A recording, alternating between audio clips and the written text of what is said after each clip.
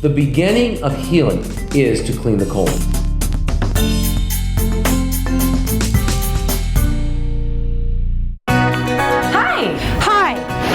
I'm Julie Tyler. I'm Julie Tyler.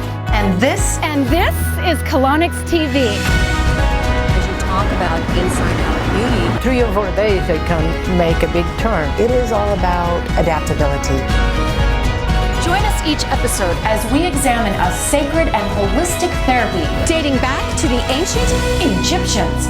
Together we will meet countless individuals who are exploring colon hydrotherapy for themselves. That's one area that colonics really could have such impact. God, yes. And seeing firsthand how this therapy, when added to a health regimen, Can help minimize a broad range of symptoms and even help reverse a number of common illnesses. Find out what your doctor simply doesn't know and therefore isn't telling you, and why the outdated and misguided arguments against colonics don't hold water.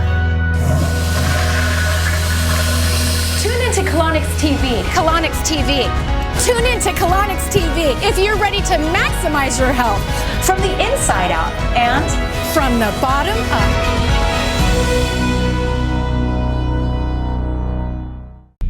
In the allopathic conventional world, we had no answers for people with chronic conditions. We know a lot about what kills you. When you're near death, there's nothing like modern medicine. A bullet wound, a heart attack in the moment, that's easy. What causes heart attacks? Well, we're still very confused on that.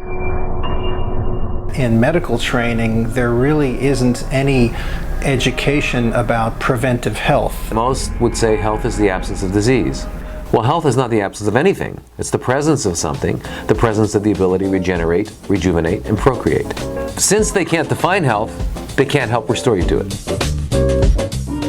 Naturopathic physicians historically are really, really good at treating chronic health problems, especially the health problems that the allopathic medical establishment is not that good at. They don't have cures for it. They have palliation. They have ways to keep you operating, but they can't get you better. So we become really good disease managers. You don't have time to really appreciate the subtlety of the complaint. You look for the magic word. They're not talking about health. All they talk about is you have hypertension, you have diabetes, you have kidney failure.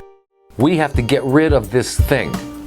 Well, it is not a thing. It's a process. It's a restorative process that the body's engaged in. So rather than start with a disease and say, how are we going to control the symptoms, or how are we going to, keep you functioning, I want to know what is at the root of this. What are the stresses? What are the dysfunctions in the body? What are the underlying factors that came into play that took this person from healthy to not healthy? Chronic disease, what I call vertical illness. People are still walking, but they're not in good health. The amazing thing about the body is you can feel so miserable and have normal blood tests by the regular physician. MDs they're seeing horizontal disease.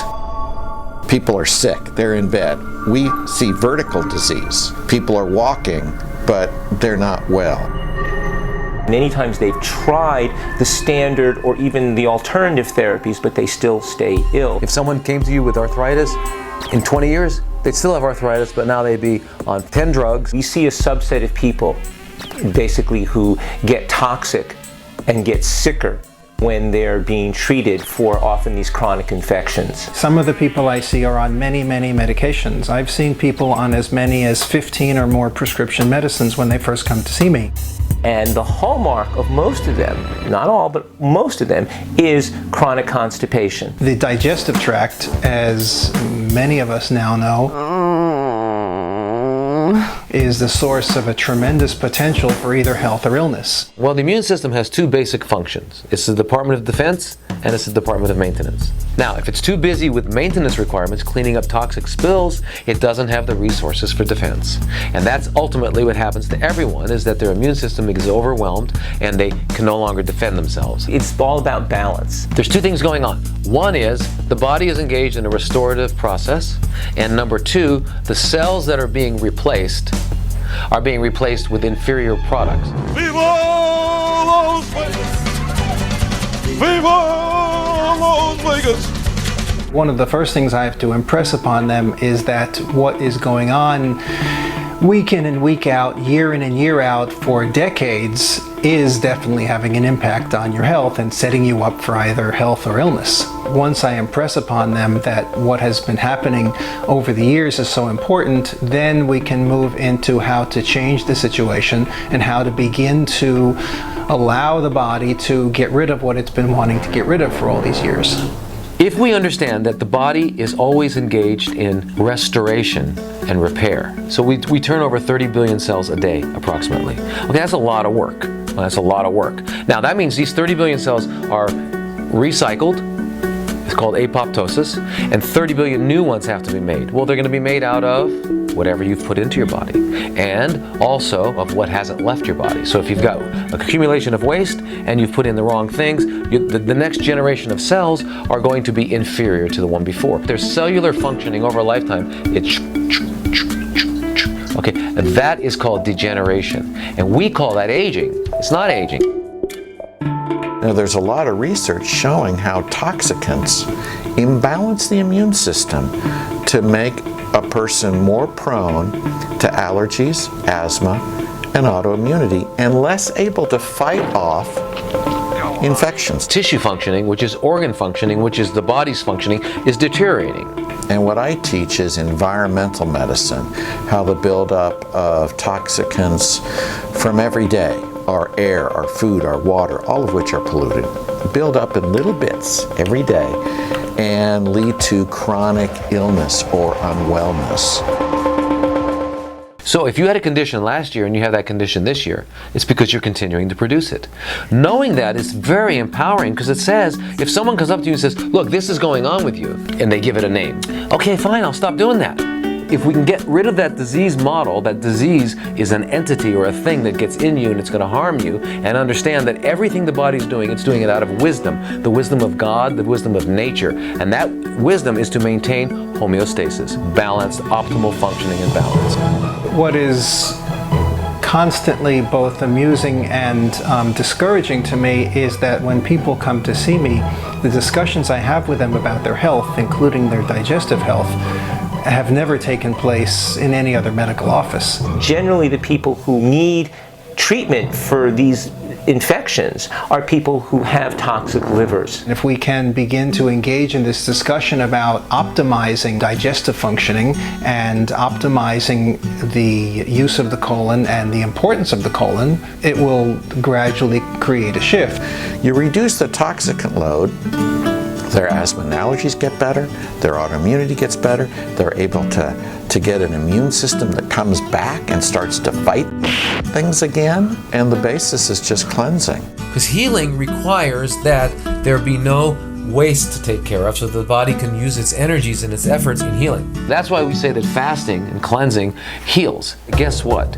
Every creature on planet Earth that's still connected through instinct fasts when it's sick. That's what they do, except us. They'll eat something. They didn't study herbology, but they will go eat an herb that will cause them to either have diarrhea or vomit and clean out their GI tract.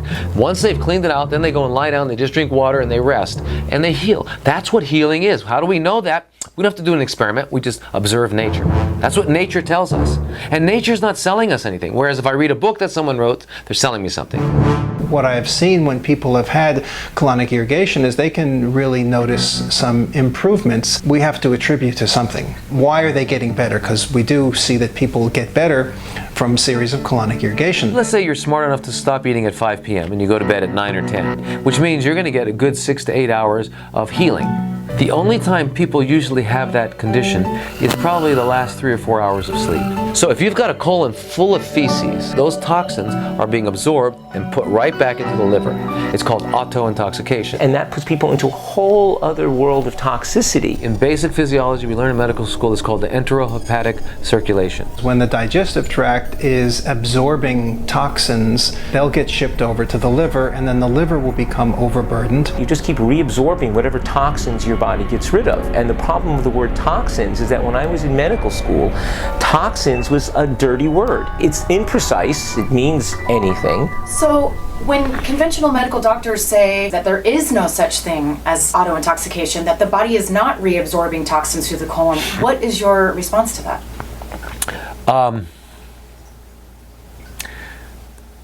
Well, that's like saying to me that gravity doesn't pull you at 32 feet per second squared. I mean, to me, it's a fact. That's what the colon does. And that accumulation of toxicity and burdening of the liver will set us up for an immune deficiency and all different types of medical problems. You remove the toxicant, it's totally cause them. Treat the cause. Why do they have that chronic infection? Is it because they're deficient in echinacea or vitamin C? No. It's because they've got an overload, a burden of environmental toxicants. The family of illnesses that is the biggest slam dunk for cleansing, and colonic irrigations is the main focus of that, is autoimmunity. I see absolutely every type of clinical picture except for a dire emergency. Everything from skin problems, psychiatric problems, digestive problems, female problems. I have had the whole range of autoimmunity. That's my best slam dunk. Clinically, I take these people with chronic health problems that are in such hurt and do this weird treatment, colonic irrigations on them, lupus. Chemical sensitivity, bad chemical sensitivity, rheumatoid arthritis, chronic, nasty rheumatoid arthritis. I do colonics, they get better. Hashimoto's thyroiditis. I do cleansing and colonics, they get better.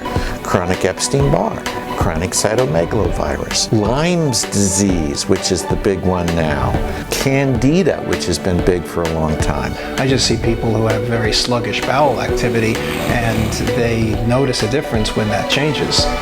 You know, I teach here to the students and they get to see the benefit of colonic irrigations turning patients around who've had chronic illness. People become actually kind of almost inspired that, oh, maybe that's been my problem all these years. I refer to my practice in Seattle as the caboose on the train of health. People came to me after they'd been through every other car that medicine had to offer. Then came to me as a last resort in natural medicine. Whenever I can enlighten someone to look at things in a new way and start to get an idea of what needs to change so that their health changes, that's always a major triumph. A clean colon and an empty stomach and an empty small intestines allows the body to heal. I get all the complicated ones, and usually it's just, let's do cleansing, remove the cause, and the body will heal itself.